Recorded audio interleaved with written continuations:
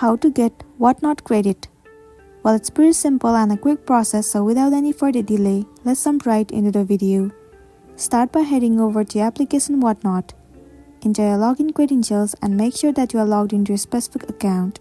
Once you have been logged into your specific account, now what you want to do is head over to account at the bottom right corner of the screen. Over here, you'll be able to see it says referrals and credits. Click on it. Now, if you want to earn certain amount of credit, then all you gotta do is you have to invite your friends. After that, you will get a matching credit when your friends receive their first purchase. So the more friends you invite, the more you can earn credit. Once you've understood this process, now click on copy link.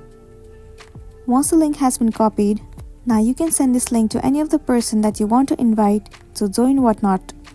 Once they accept your invitation and purchase something from Whatnot app, you will be able to receive up to $10 to $200 credit, and after that you will be good to go. So that's a wrap for this video. If this video helped you, give it a like and check out our next tutorial. Thank you.